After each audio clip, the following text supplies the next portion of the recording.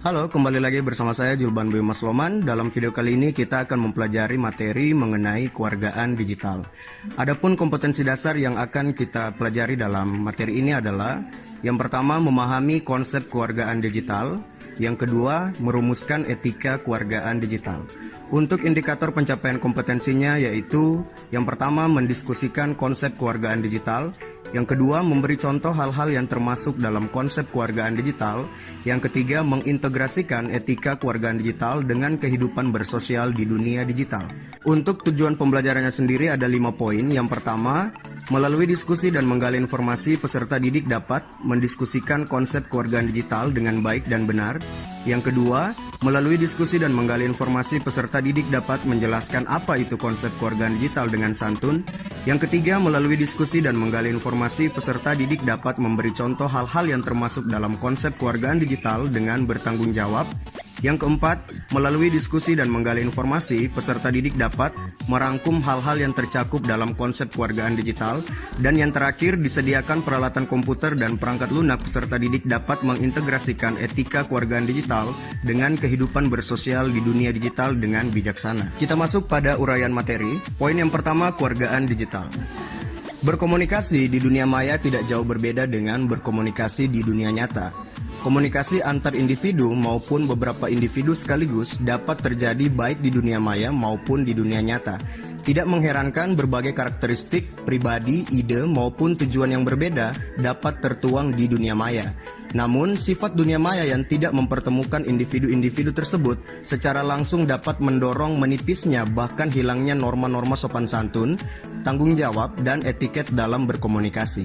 Apakah Anda menggunakan internet untuk berbagai pakai atau sharing informasi tentang diri Anda dan rekan yang lain, berkomunikasi dengan kawan-kawan, mengomentari hal-hal yang Anda lihat secara online, bermain games, mengunduh bahkan untuk mengerjakan tugas, atau membeli barang secara online?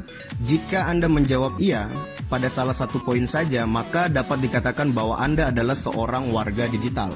Warga digital itu sendiri adalah orang yang sadar tentang hal yang baik dan yang kurang atau tidak baik, menunjukkan kecerdasan perilaku teknologi, dan membuat pilihan yang tepat ketika menggunakan teknologi. Warga digital merupakan individu yang memanfaatkan TI untuk membangun komunitas, bekerja, dan berekreasi.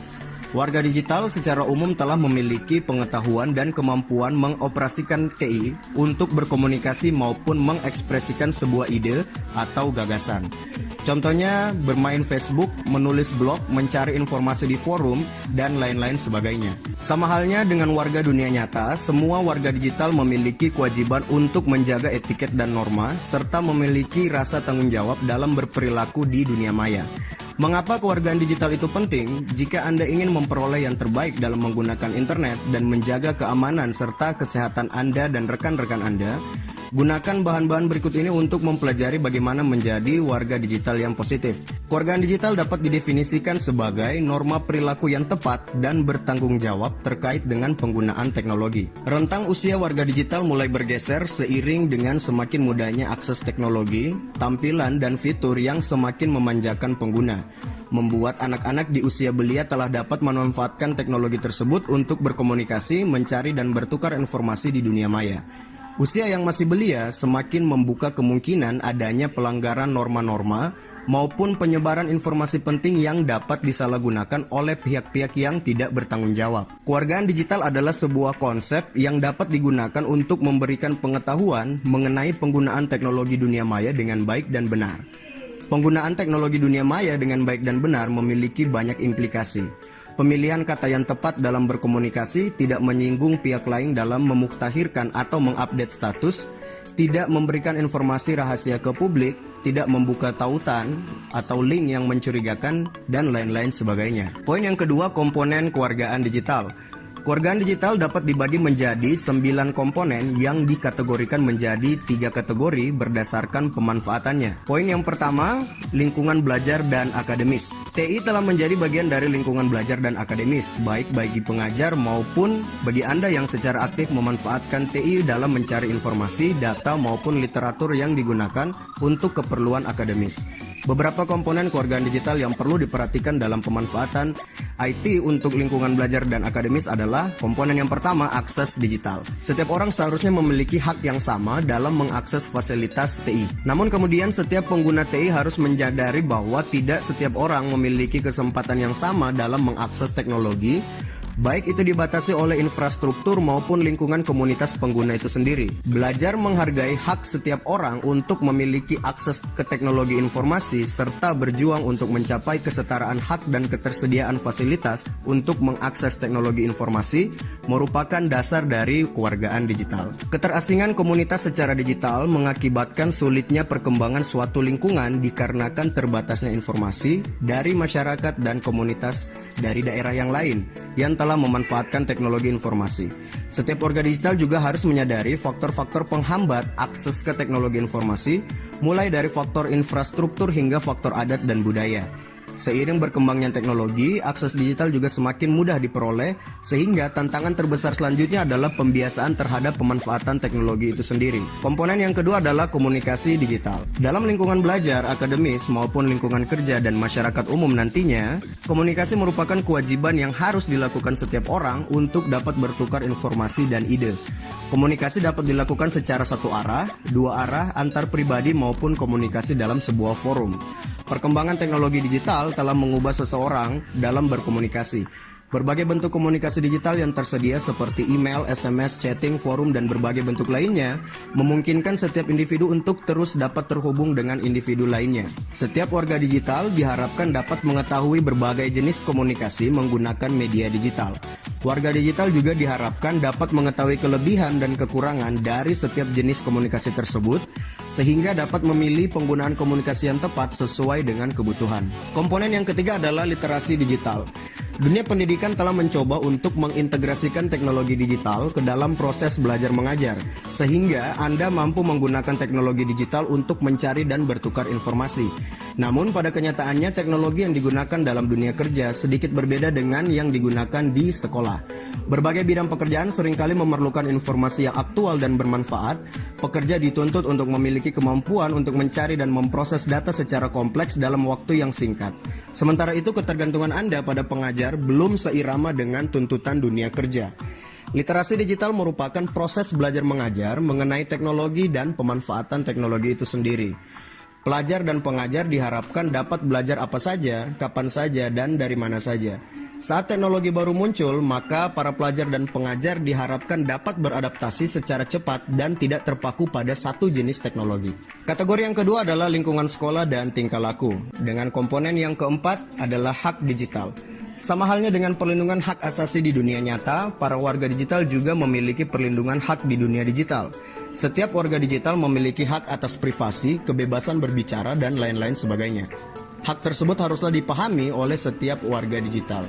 Dengan adanya hak tersebut, maka setiap warga digital juga memiliki kewajiban yang harus dipenuhi. Setiap warga digital harus ikut membantu dalam pemanfaatan teknologi secara benar, mengikuti tata krama yang berlaku, baik yang tersirat maupun yang tersurat. Contoh nyatanya adalah tidak melakukan pembajakan konten, tidak menyebarkan informasi palsu, dan tidak memancing emosi pengguna teknologi informasi lainnya. Komponen yang kelima adalah etiket digital. Seringkali pengguna teknologi digital tidak peduli dengan etiket penggunaan teknologi, tetapi langsung menggunakan produk tanpa mengetahui aturan serta tata krama penggunaannya. Atau sudah mengetahui tetapi menganggap etiket digital tidak terlalu penting untuk diperhatikan. Seringkali para pengguna digital melupakan bahwa walaupun dalam dunia digital para pengguna tidak saling bertatap muka, tetapi perlu diperhatikan bahwa di balik setiap akun, di balik setiap postingan forum, terdapat individu lainnya yang dapat tersinggung jika melanggar tata krama. Etiket digital dibuat dengan tujuan untuk menjaga perasaan dan kenyamanan pengguna lainnya. Namun peraturan saja tidak cukup.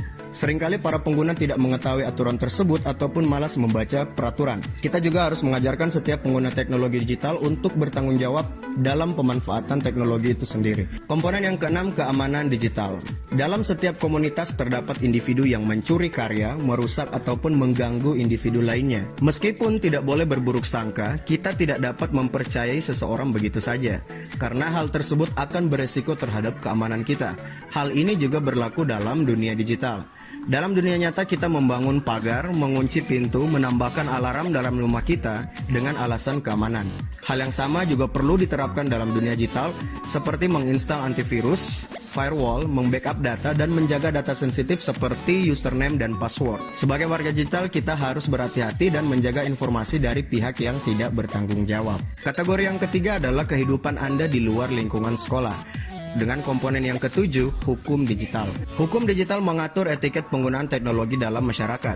Warga digital perlu menyadari bahwa mencuri ataupun merusak pekerjaan, data diri, maupun properti online orang lain merupakan perbuatan yang melanggar hukum. Contoh perbuatan yang melanggar hukum antara lain meretas informasi atau website, mengunduh musik ilegal, plagiarisme, membuat virus, mengirimkan spam, ataupun mencuri identitas orang lain. Hukum cyber atau cyber law di Indonesia sendiri dapat dikategorikan menjadi 5 aspek besar. Yang pertama aspek hak cipta, yang kedua aspek merek dagang, yang ketiga aspek fitnah dan pencemaran nama baik, yang keempat aspek privasi, yang kelima aspek yuridiksi dalam ruang cyber. Komponen yang 8, transaksi digital. Warga digital perlu menyadari bahwa sebagian besar dari proses jual beli telah dilaksanakan secara online. Berbagai situs jual beli lokal dapat dengan mudah diakses oleh penjual dan pembeli, seperti Bukalapak, Kaskus, Tokopedia, Shopee, dan lain-lain sebagainya. Mudahnya akses dan semakin tingginya tingkat kesadaran masyarakat akan teknologi informasi ikut mendorong tumbuhnya pasar jual beli online di Indonesia. Dalam jual beli online, penjual dan pembeli perlu menyadari resiko dan keuntungan yang didapat dari jual beli online. Mulai dari resiko penipuan, perbedaan barang yang dikirim, lama pengiriman, hingga legalitas barang yang diperjualbelikan. Warga digital perlu mengetahui bagaimana menjadi pembeli maupun penjual online yang baik. Komponen yang ke-9, kesehatan digital. Di balik manfaat teknologi digital terdapat beberapa ancaman kesehatan yang perlu diperhatikan, seperti kesehatan mata, telinga, tangan, bahkan keseluruhan badan. Tidak hanya kesehatan fisik, kesehatan mental juga dapat terancam jika pengguna tidak mengatur penggunaan teknologi digital. Untuk mencegahnya, pengguna perlu menyadari bahaya-bahaya yang dapat ditimbulkan oleh teknologi digital itu sendiri. Pembahasan yang selanjutnya adalah akronim THING. Setelah memahami 9 komponen di atas, Anda telah menyadari pentingnya kewargaan digital. Untuk menyederhanakan dan agar mudah mengingat ke-9 komponen di atas, sebagai jembatan Anda dapat menggunakan akronim pengingat THING sebelum Anda berkomunikasi di dunia digital, baik itu email, Facebook, forum, dan lain-lain sebagainya. THING merupakan akronim dari yang pertama, is it true atau benarkah?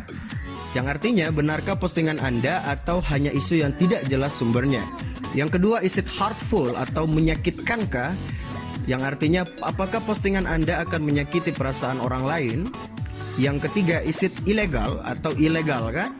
Yang artinya apakah postingan Anda atau yang Anda kerjakan di dunia internet adalah sebuah hal yang ilegal?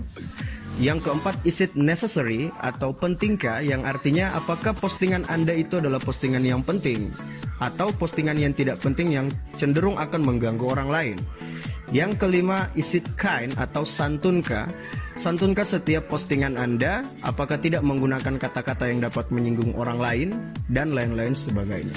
Dengan menggunakan akronim THING ini, maka Anda akan lebih waspada atau lebih berhati-hati dalam melakukan aktivitas di dunia digital. Itulah pembahasan mengenai konsep kewargaan digital, dan sampai di sini dulu video kali ini. Sampai jumpa pada video-video berikutnya.